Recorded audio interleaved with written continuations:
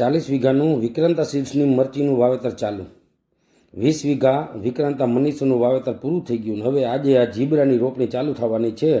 આવી રીતે પહેલે માણસો પ્લાસ્ટિક મલ્ચિંગમાં વ્યવસ્થિત લાકડાથી હોલ કરવામાં આવે છે. અને ખેડૂત છે ભરતભાઈ ગોંડલિયા, ગામ સુલતાનપુર, તાલુકો ગોંડલ.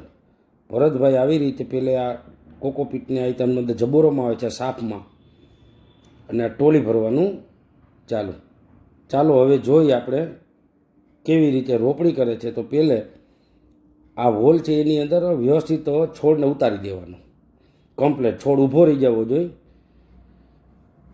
એક છોડ એવી રીતે ઊભા રાખી દેવામાં આવે છે, અને પછી એમાં પોચા હાથે માટી ભરવામાં આવે, કોઈ વજન દીધા વગર.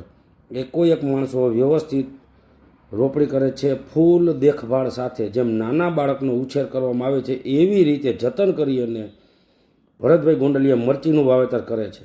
તારીખ છે 31/7/2026. જોઈએ આપણે આ કેવી રીતે કરે છે હાવ નજીકથી. તો માટી અંદર ભરી દેવાની, કોઈ વજન દેવાનું નથી. આવી રીતે આ કમ્પ્લેટ આ પ્લાન્ટ આખો રોપાઈ ગયો.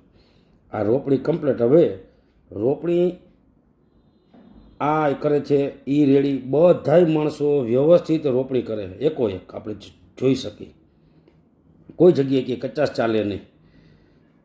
રોપણી કર્યા પછીનું આપણું આ 40 વીઘાનું આપણે ફીલ્ડ જોઈ, એમાં આ જોઈ એ નહીં પાને છોડ બેઠો, ક્યાંય ઘાસનું તણખલું પણ ન જોવા જડે. ભરતભાઈ એટલે ખામસી ખેડૂ. આ 40 વીઘાનો સર્વે નંબર છે, જોઈ આપણે, એમાં કાંઈ ન ઘટે. ભરતભાઈએ ગયા વર્ષે પણ વિક્રાંતા સીડની મરચીનું વાવેતર કરેલ હતું અને સફળ થયા. આ વર્ષે પાછું 40 વીઘાનું વાવેતર કરે છે. વિક્રાંતા સીડ્સની વાયરસ પ્રતિકારક જાતોની માહિતી માટે આ પેજ ફોલો કરી જોડાઈ બધાય હવે સાથે મળીને.